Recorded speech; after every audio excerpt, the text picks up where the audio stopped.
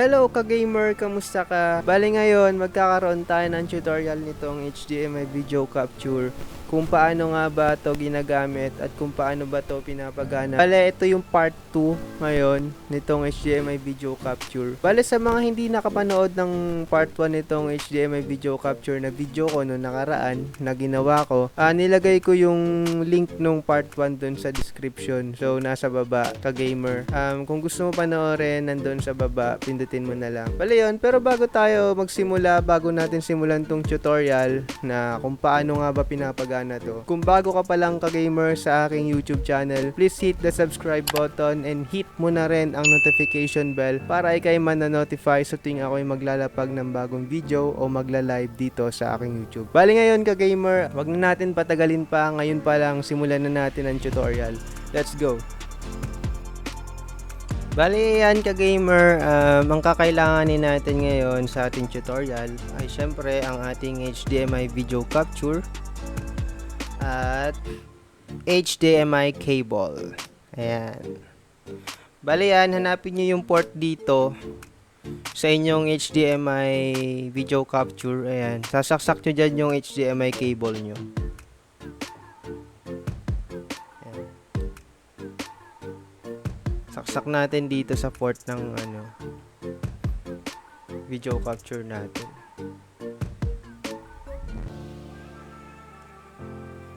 Yan, pag nasaksak nyo na, okay na yan.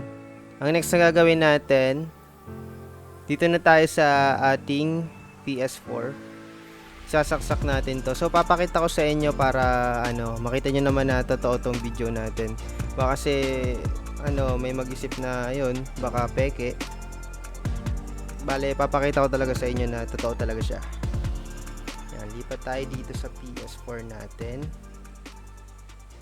Yan. So, sasaksak natin tong HDMI natin.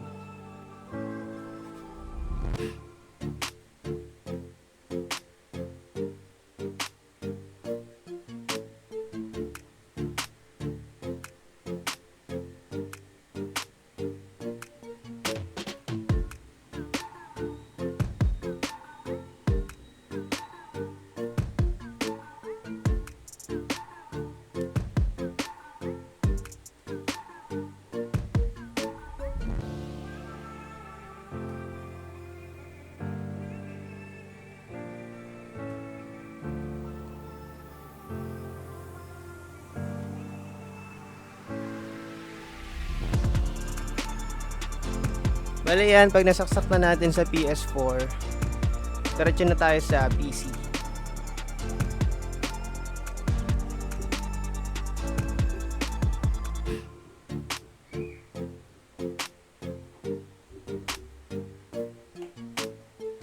Ayan.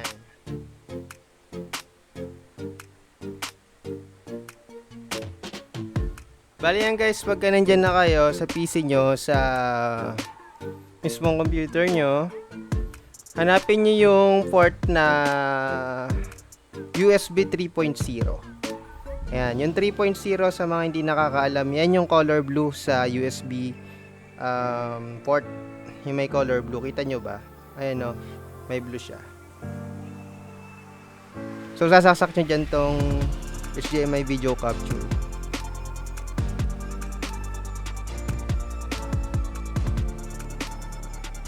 Natin siya. So, kailangan naka-align ng maayos para di masira yung natin.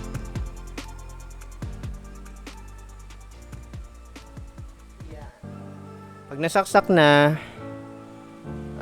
punta na tayo sa OBS. Ayan. Kita nyo naman, nandyan lang yan. Ngayon ka-gamer, nandito na tayo sa OBS.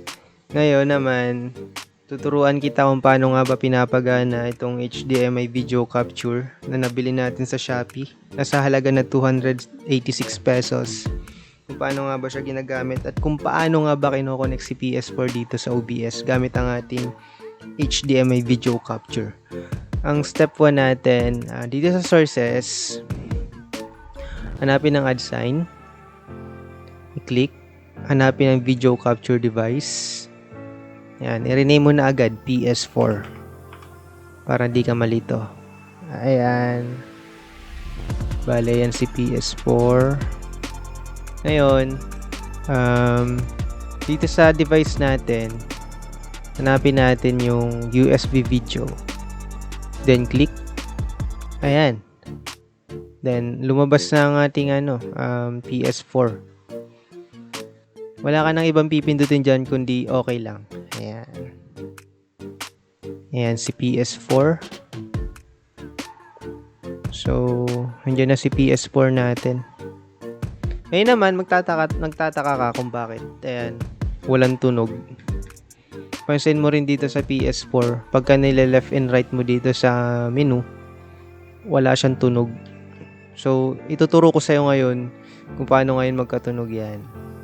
Balik tayo dito sa sources. Pindutin ulit ang add sign. Punta sa audio input capture. And rename na agad para di ka ulit malito. PS4 sound. Yan. Then click. Wait lang. Kita ba?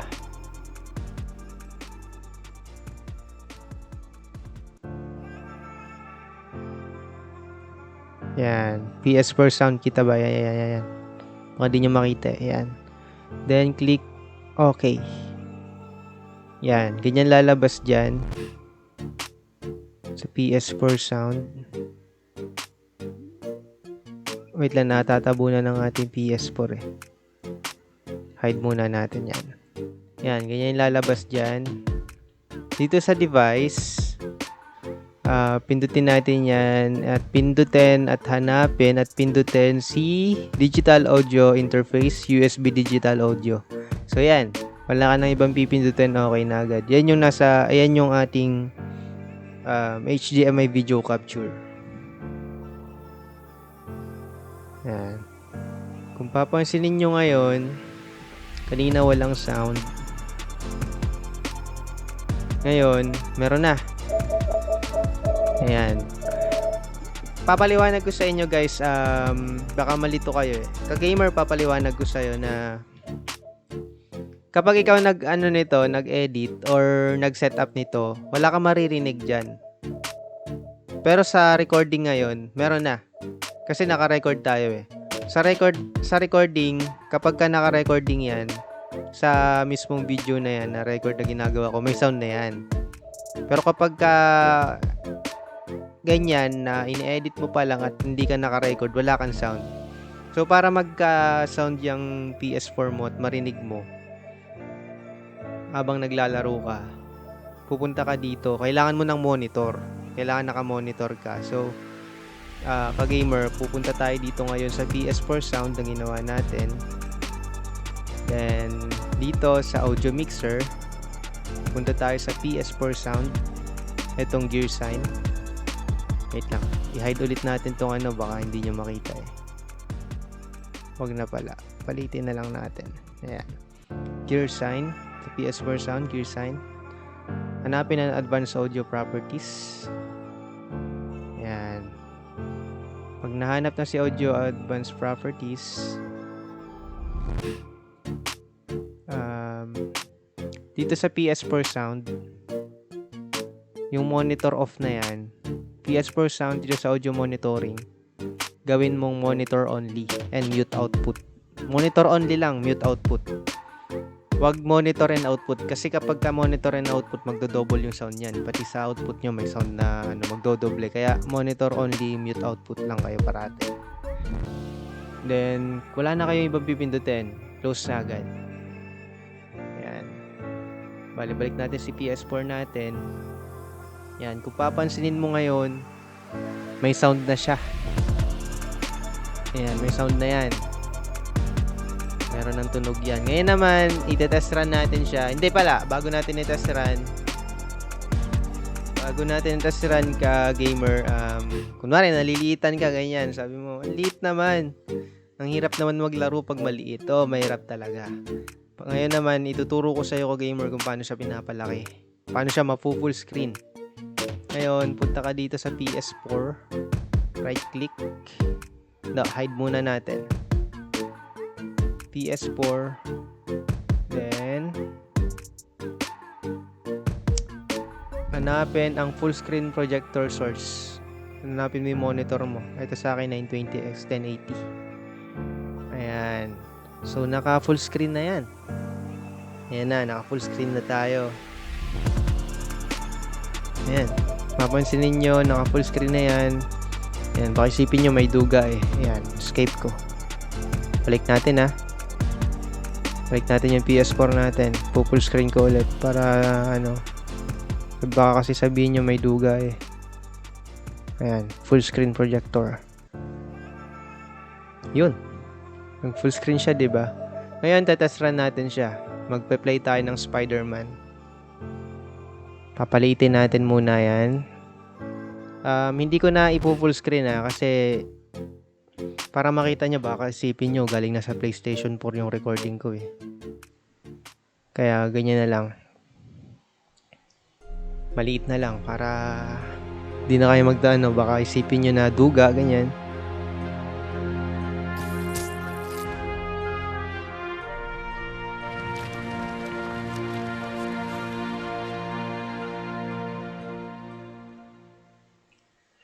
Yan, test run tayo ng Spider-Man.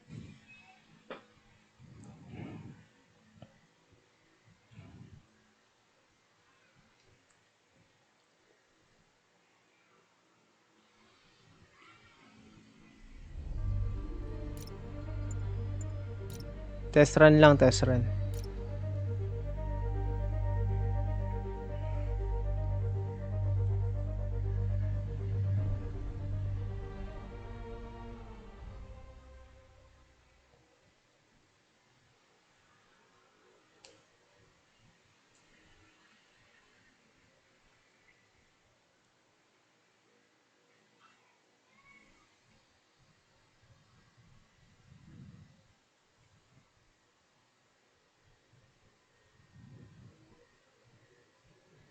Bali yan. May na-miss mo yung game. So kung papansin nyo, napaka-smooth. Grabe oh. Napaka-smooth. Not getting much coverage. I should look for more towers to activate. Grabe mga ano. Mga ka-gamer at ka-gamer. Tingnan nyo, ang smooth.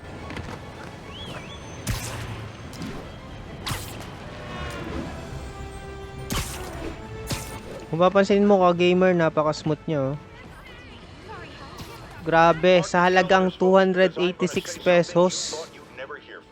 Para kang may Elgato.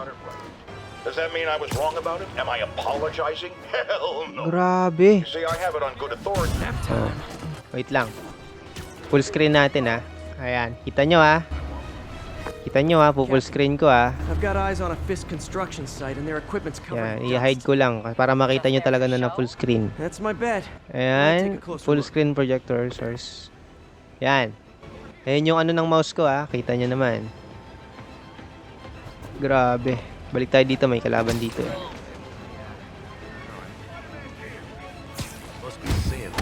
Grabe. Paka-smooth.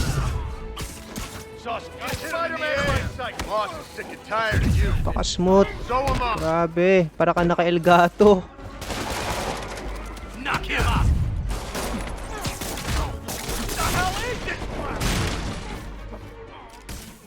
Bale yun ka-gamer, kung papansinin mo naman, napakadali lang gamitin itong HDMI video capture na to sa PC nyo at sa OBS. Napakadali niya lang gamitin kasi hindi mo kailangan ng drivers dito para mapagana to. Ang kailangan mo lang talaga ay ma-recognize ng PC mo. Pag na-recognize to ng PC mo, ayun, congrats, diretso ka na kagad sa OBS nun. Punta ka na sa OBS, then set up agad. So, napakadali lang gamitin ito at napakaswabe, napaka-quality. Sa halaga na 286 pesos, para ka nang naka-Elgato. So, kung gusto mo makamura, kung gusto mo ng budget na HDMI video capture, dito ka na sa HDMI video capture na to. Bale, ilalagay ko din yung link nito na kung saan shop ko siya nabili. Para kung gusto nyo mamili, punta na lang kayo sa link. Nandun yung link, nasa description. Nandun din yung part 1 kung gusto nyo panoorin yung part 1 ng video ko dito sa HDMI video capture. Nasa description. So yun, ka-gamer, bale dito na rin tayo matatapos. Ulitin ko ka-gamer, kung bago ka pa lang sa aking YouTube channel, please hit the subscribe button and hit mo na rin ang notification bell para ikay manonotify sa tuwing ako'y maglalapag ng bagong video o magla-live dito sa aking YouTube channel. So yun ka-gamer, thank you very much. Dito na rin matatapos ang ating video ka-gamer. See you sa ating next video. Bye!